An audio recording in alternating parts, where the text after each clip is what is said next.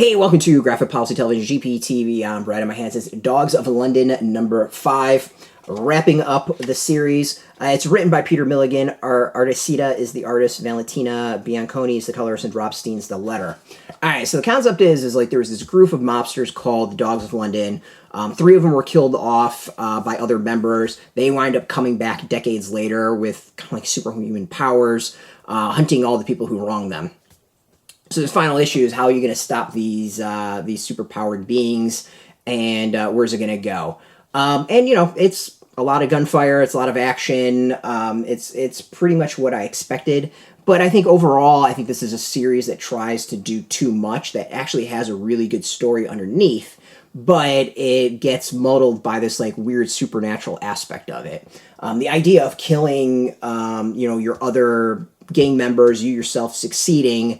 And then those other gang members having to, not justify, but, have to deal with your success while they languished, I think is really interesting. This idea of this caste system, they kind of like, put into this position. There's a lot there to really work off of and tell a very interesting story. But then, you just throw in this really weird superhero aspect of it, superpower aspect of it, and it just kind of gets derailed.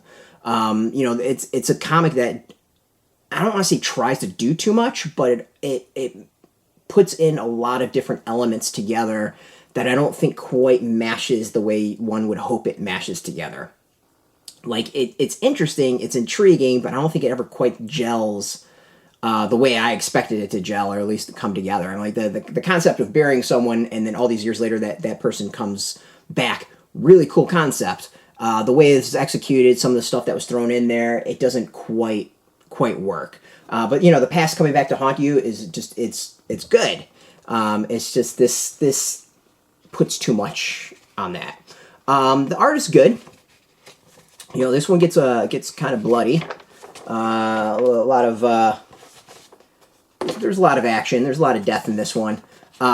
And I do like the elements of the beginning. The recruitment of some allies is actually really, really great. That part of it is fantastic. It's actually really solid reading and entertaining.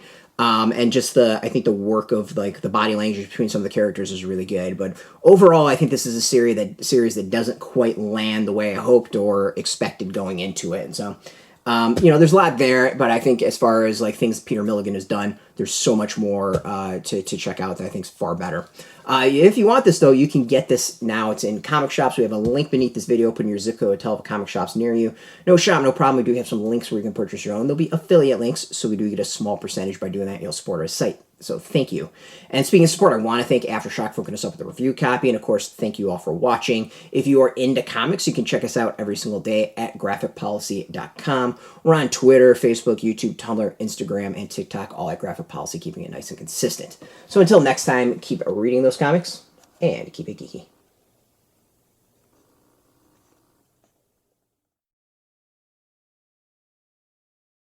Hey, thanks for watching the previous video from Graphic Policy Television. Just by watching, you help support our site. Thank you so much. Now, if you're watching these videos, you probably care about geeky things like movies, television, comic books, toys, games, video games, you name it. You can go and subscribe right now to our YouTube channel to stay in touch and catch all the new videos, or check out our website at graphicpolicy.com. There's a nice link on this end of the video. But as always, thank you for watching. Keep on rocking and keep it geeky.